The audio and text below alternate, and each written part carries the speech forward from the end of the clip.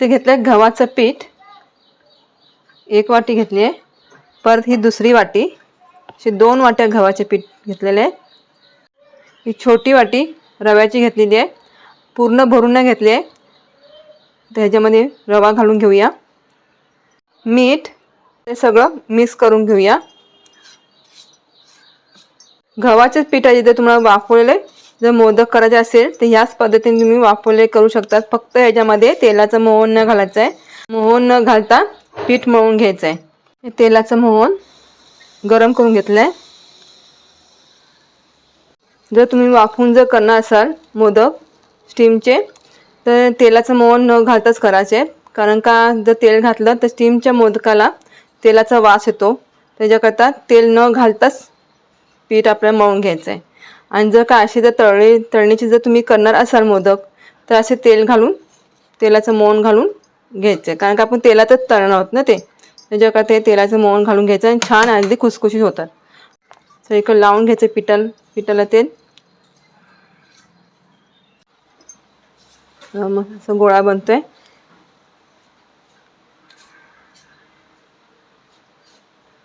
त्याच्यामध्ये थोडं थोडं पाणी घेऊन मळून घ्यायचं पीठ, म्हणजे एकदम टाकायचं नाही पाणी, थोडं थोडं घालूनच पीठ मळून घ्यायचं आहे. आपल्याला एकदम थोडंसं असं कडक ठेवायचं पीठ.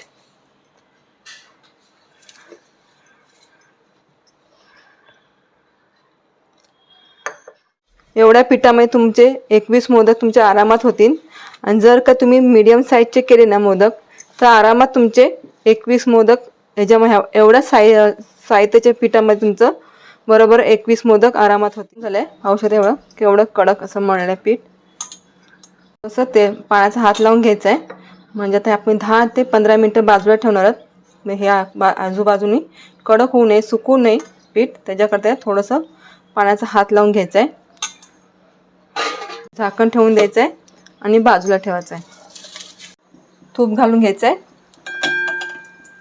पाहू शकता एक छोटी वाटी गूळ घेतलाय.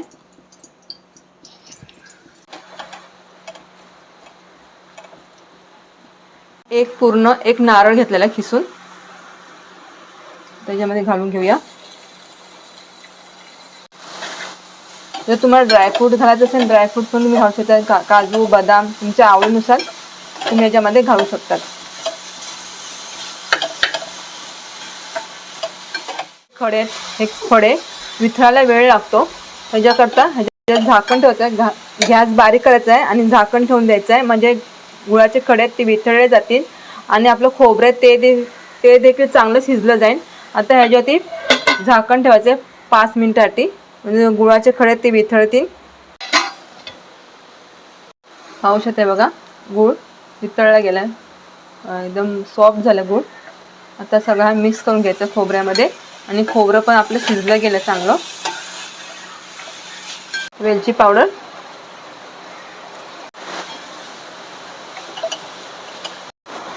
ते सारण गार होऊन द्यायचं आहे, मग आपण मोदक करायला घ्यायचे. ते पीठ चांगलं भिजलंय बघा चांगलं. तर औषधात पाणी लावलं म्हणून कुठेही असं काळपट वगैरे सुकलं नाही, पीठ चांगलं आहे. आता याचे गोळे करून घ्यायचे.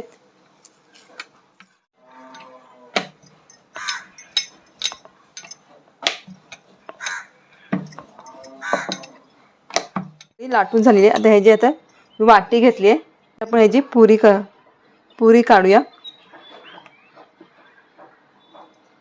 पीठ सुकं पीठ अजिबात लावले नाही आहे, सुकं पीठ न लावताच लाटून घेतलेले आहे. हे 5 पुऱ्या तयार झाल्यात लाडवासाठी. मस्त बघा एवढी साईजमध्ये लाटून घेतलेली आहे आणि 5 पुऱ्या आपल्या पटकन अशा तयार झाल्यात. त्याच्या पाऱ्या तयार करून घेऊया आपण.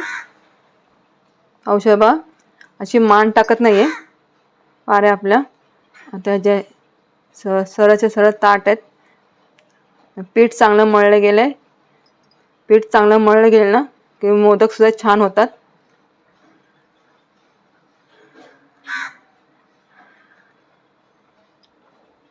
पीठ मळताना थोडं कडकच मळायचं, थोडं कडक ठेवायचं आहे.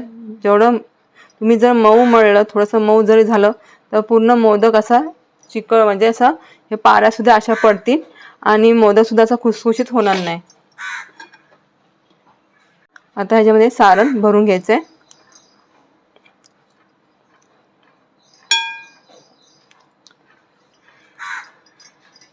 ह्याचं मोदकाचं तोंड बंद करून घ्यायचं आहे.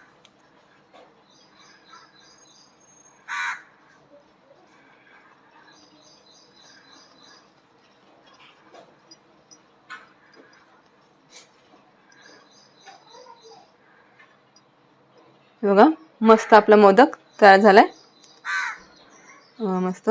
आता अजून एक तुम्हाला दाखवते. जर तुम्हाला अशा हाताने पाऱ्या पाडता येत नसतील तर ही टिप सोपी आहे. ते फेटणी किंवा एक बीटर पण बोलतात. ही पुरी ह्याच्यात घालून घ्यायची आहे आणि ह्याला असं थोडंसं हाताने हलक्या हाताने प्रेस करायचं आहे. आता हे पाहू शकतो मध्ये मध्ये गॅप आहे, तिथं थोडं हलक्या हाताने प्रेस करून घ्यायचं आहे.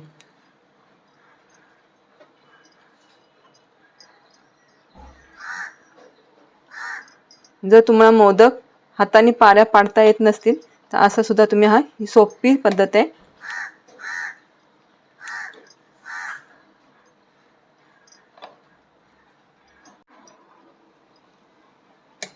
व्यवस्थित करून घ्यायचं आहे.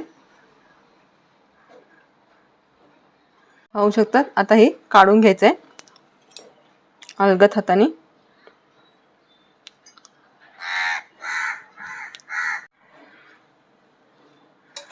ते हातावरती घेऊया. थोडीशी वाटी टाईप करून घ्यायचं आहे. हाताने थोडंसं वाटी टाईप असं वाटी टाईप करून घ्यायचं आहे आणि ह्याच्यामध्ये सारण भरून घ्यायचं आहे. ह्याच्यामध्ये सारण भरून घेतलंय. आता हे ह्याचं तोंड मोदकाचं तोंड बंद करून घ्यायचं आहे. हलक्या हाताने बंद करायचं आहे, जोर न लावायचा जास्त.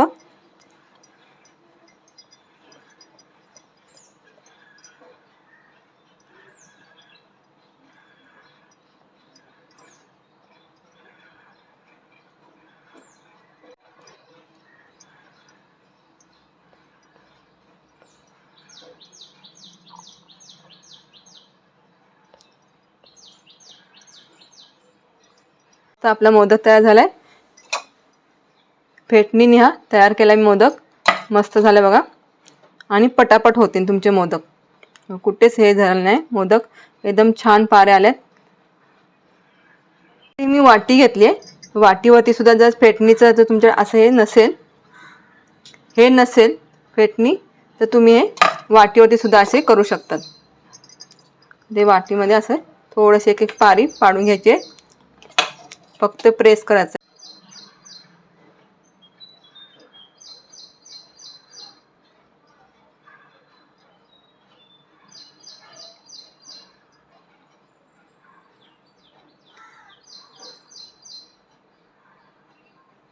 तयार झालं आपल्या पाऱ्या करून. आता हे काढून घेऊया. औषधाची वाटी तयार झाली आहे.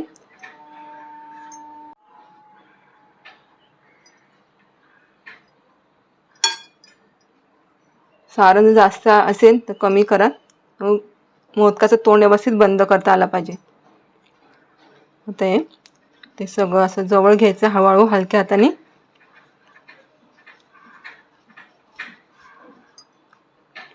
थोडीशी पाऱ्यानं थोडंसं प्रेस करायचं आहे हाताने, म्हणजे पाऱ्या आपल्या व्यवस्थित होतील.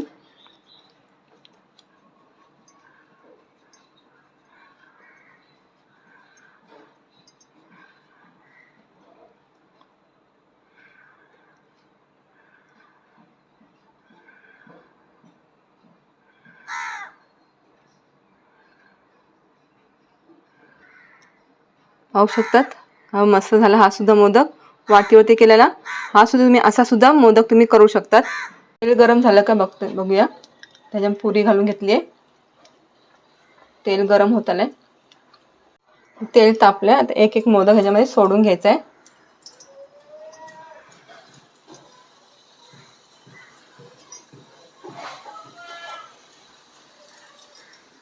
ठेवायचं आहे. मीडियम गॅसवरतीच तळून घ्यायचे सगळे मोदक, कारण आतमध्ये कच्चे राहू नये त्याच्याकरता मीडियम गॅसवरच सगळे मोदक तळून घ्यायचे आहेत.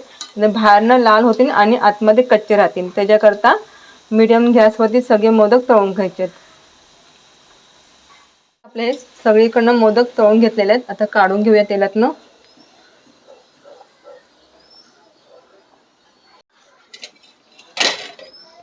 मोदक झालेत. जर तुम्ही मीडियम साईजमध्ये जर केले मोदक, तर तुमच्या ह्या साहित्यामध्ये जे मी साहित्य सांगितले त्या साहित्यामध्ये जर तुम्ही मोदक केले ते 21 मोदक बरोबर होतात तेवढ्याच साहित्यामध्ये. आणि मी जे का तुम्हाला ह्याच्यामध्ये काही टिप्स पण सांगितले आहेत. मोदक उकडीचे मोदक जर तुम्हाला करायचे असेल तर त्यात तेल घालू नका पिठामध्ये. जर पिठामध्ये तेल घातलं तर वास येईल. त्याच्या आपण पाकळ्या करतो ना, त्या पाकळ्या करताना आपण त्याला तेलाचा थोडासा वास येतो. जर तुम्ही उकडीचं जर का मोदक करणार असाल जर वाफवून, तर त्याच्यामध्ये तुम्ही तेल घालू नका. आणि जर तुम्हाला मोदक येत नसेल हाताने करता ते कसे करा तेही तुम्हाला दाखवलेत. काही टिप्स पण सांगितलेत. तर माझा हा व्हिडिओ तुम्हाला कसा वाटला ते मला कमेंट करून सांगा. आणि लाईक आणि सबस्क्राईब करायला विसरू नका.